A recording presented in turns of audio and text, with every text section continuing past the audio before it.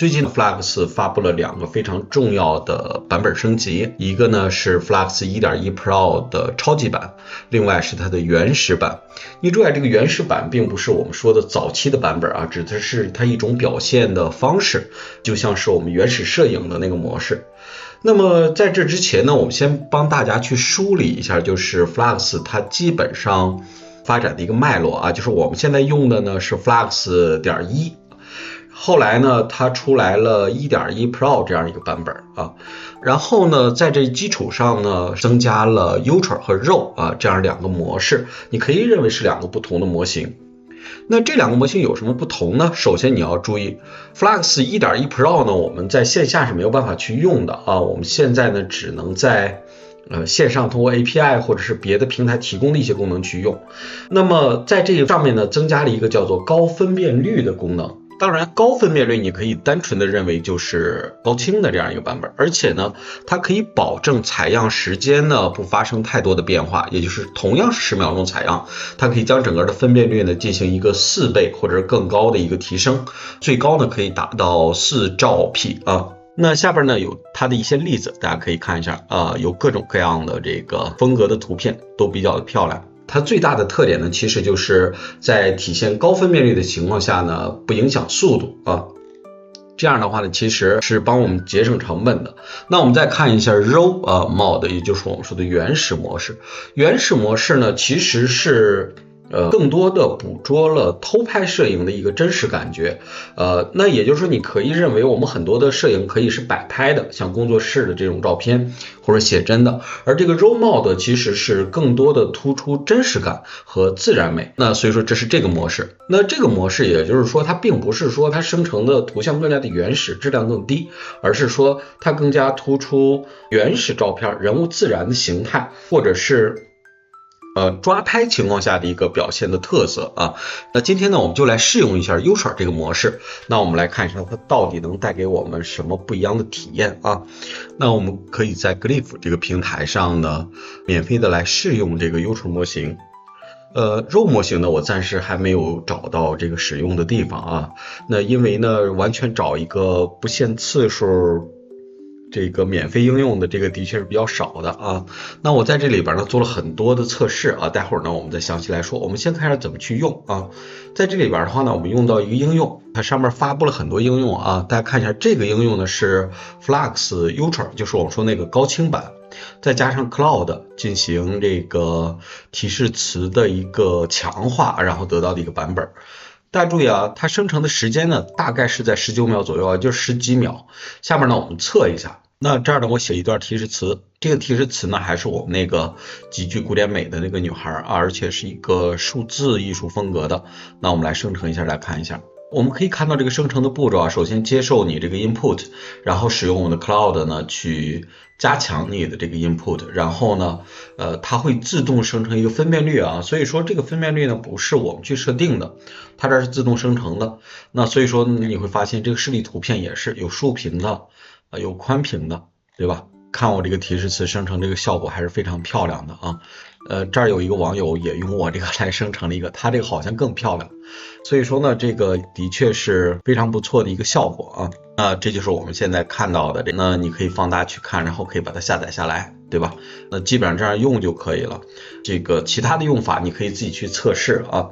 那我这儿呢就直接看一下测试结果。那我呢和其他的模型测试是一样的，我这儿用了10种不同的人物风格，统一的人物主体来做了一下测试。大家看一下这个生成的图片，大家会发现啊，这个图片生成的质量呢其实都非常的高，而且能体现各种各样的风格。那么我们为了方便大家去理解的话呢，我们和原来的一个能够胜任各种风格的 Flux 的微调版本，就那个 Pixwave 做一个对比。大家看一下它生成的风格到底有什么不同。首先呢我们来看一下这个叫写实版本啊。大家注意，我所有的比较的图像左侧呢都是这个 Flux Ultra 生成的，右侧呢是 Pixwave 生成的。大家感觉一下哪个更好啊？大家会发现就写实版来讲呢，这个可能我觉得更好一些，这个还是有一些摆拍的成分在里边，原因是因为它本身并不是一个 RAW 版本啊，就是我们说了它除了 Ultra 还有一个原始的模式嘛，那个原始模式下边，我觉得可能呈现这个叫超写实的人物会更加的漂亮一些啊。但是呢，我会发现高清的这个效果呢还是非常棒的啊，我觉得完全可以达到我们对于很多场景的一个需求。那这是我们说的高清版。下边呢，我们看一下动画版本。左侧呢是我们用 FluxUser 生成的一个动画版本啊，右侧呢是 Pixelwave。那我个人觉得呢，可能还是这个更漂亮一些啊，它在整体的构图或者是风格的表示上呢，更加符合我们对动画的一个审美。下面呢，我们看一下对于叫数字照片的一个表示的效果啊。数字照片的话呢，我们会发现这个还是偏写实啊，这个偏写真。但是就整体的构图上来讲呢，可能这个更梦幻一点，这个呢更像拍出来的照片，很难说哪个质量更高啊，我觉得都可以，可能这个更高清一点，因为它毕竟是高清版啊。下面呢，我们来看一下水墨风格啊，水墨风格呢，我觉得可能是 Pixelwave 更好一些，因为呢 Pixelwave 呢，我们可以看到水墨的这个效果，这个呢其实有这个水墨的风格在里头啊，但是呢不是说特别的明显，对吧？下面呢，我们看一下样条的抽象画。这个也就是说，我们用一种抽象艺术来表示一个美女，那你觉得哪个更好一些呢？可能很难去对比啊，完全两种不同的风格。一个呢可能会有一些色块在里边，然后呢一个呢是完全的纯线条。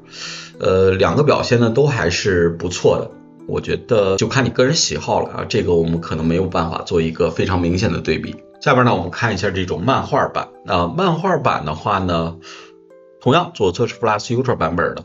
右侧呢是 Pixelwave 版本的，那你更喜欢哪个呢？这个也不相上下吧，是吧？没有办法说明显的就说哪个会更好一些。这个赛博朋克风格的，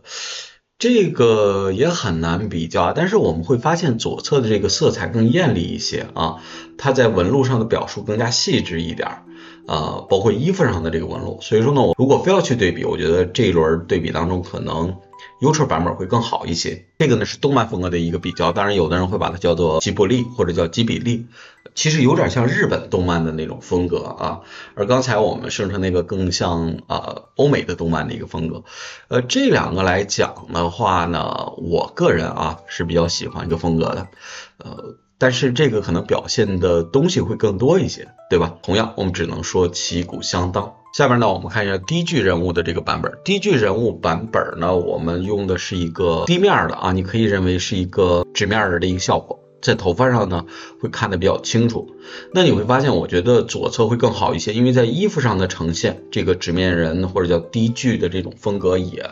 比较的突出，但是在这儿的话，你会发现，相对来说呢就差一些包括脸上这个呢也会比较突出，这个呢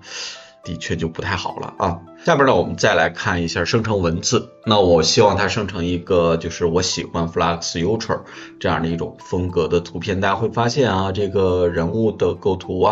然后手指的形态包括整个文字的呈现呢都是没有问题的。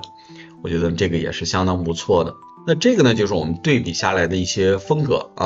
当然大家可以尝试更多的，你可以在我们的这个社区里边看到很多的示例图片，然后用他们的提示词呢不断的做尝试，然后可以得到更多的这个效果